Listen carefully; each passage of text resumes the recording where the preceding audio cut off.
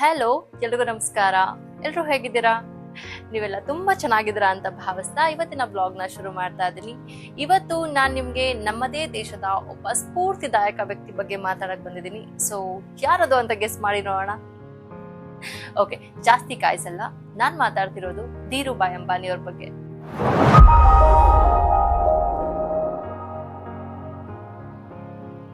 ನೀವೆಲ್ಲ ರಿಲಯನ್ಸ್ ಅಂತ ಕಂಪ್ನಿ ಕೇಳಿರ್ಬೋದಲ್ವಾ? ಆ ದೊಡ್ಡ ಕಂಪನಿ ಕಟ್ಟಿದ್ರಲ್ಲ, ಅವ್ರ ಬಗ್ಗೆ ನಾನು ಇವತ್ತು ಮಾತಾಡ್ತಿರೋದು. ನೀವ್ ನಂಬ್ತಿರೋ ಇಲ್ವೋ, ಅವ್ರು ಶುರು ಮಾಡಿದ್ದಲ್ಲಿಂದ ಗೊತ್ತಾ?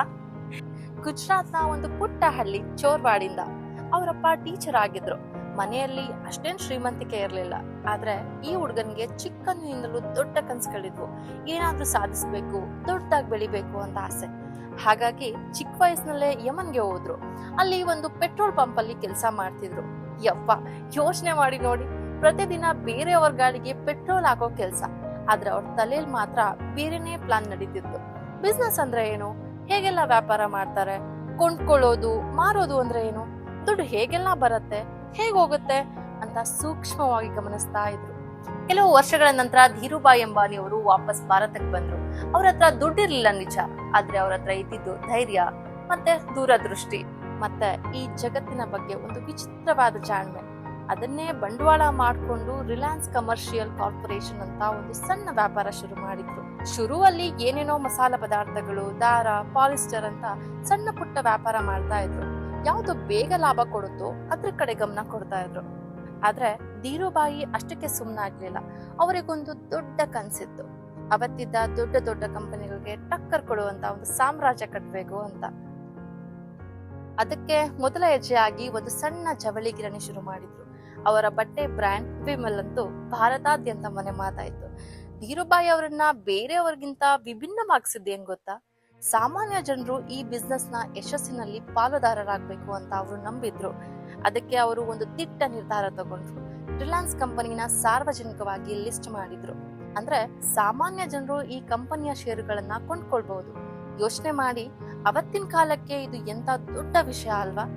ಸಾವಿರಾರು ಮಧ್ಯಮ ವರ್ಗದ ಭಾರತೀಯರು ಈ ಕಂಪನಿಯ ಮಾಲೀಕರಾದ್ರು. ಹೀಗೆ ನಿಧಾನವಾಗಿ ಒಂದೊಂದೇ ಹೆಜ್ಜೆ ಇಡ್ತಾ ರಿಲಯನ್ಸ್ ಬೆಳೆಯುತ್ತಾ ಹೋಯ್ತು. ಪೆಟ್ರೋಕೆಮಿಕಲ್ಸ್, ಸಂಸ್ಕರಣೆ, ಟೆಲಿಕಾಂ, ಈಗಂತೂ ರಿಟೇಲ್ ವರ್ಗೂ ಕಾಲಿಟ್ಟಿದ್ದಾರೆ. ಧೀರುಭಾಯ್ ಅವರ ಸ್ಟೈಲ್ ಸ್ವಲ್ಪ ಅಗ್ರೆಸಿವ್ ಆಗಿತ್ತು. ಅವರು ಯಾವಾಗ್ಲೂ ಹಳೆ ಬಿಸ್ನೆಸ್ ರೂಲ್ಸ್ ಪ್ರಕಾರ ಆಡ್ತಾ ಇರ್ಲಿಲ್ಲ. ಆದ್ರೆ ಗೆಲ್ಲಲೇಬೇಕು ಅನ್ನೋ ಅವರ ಹಠ ಇದೆಯಲ್ಲ, ಅದು ನಿಜಕ್ಕೂ ಅದ್ಭುತವಾಗಿತ್ತು. ಅವರು ಎಷ್ಟೋ ವಿವಾದಗಳನ್ನ ಎದುರಿಸಿದ್ರು, ದೊಡ್ಡ ದೊಡ್ಡ ಸ್ಪರ್ಧಿಗಳ ಜೊತೆ ಫೈಟ್ ಮಾಡಿದ್ರು.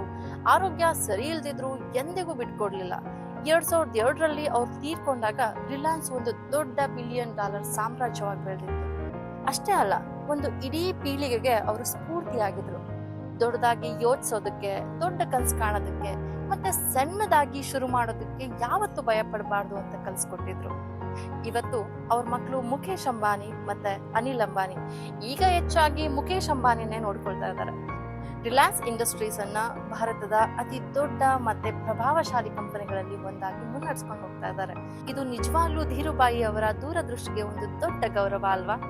ಸೊ ಈ ಕಥೆಯಿಂದ ನಾವು ಕಲಿಯೋದೇನಿದೆ ಅಂತ ಹೇಳಿದ್ರೆ, ನಾವು ಎಲ್ಲಿಂದ ಶುರು ಮಾಡಿದ್ವಿ ಅದು ಮುಖ್ಯ ಅಲ್ವೇ ಅಲ್ಲ.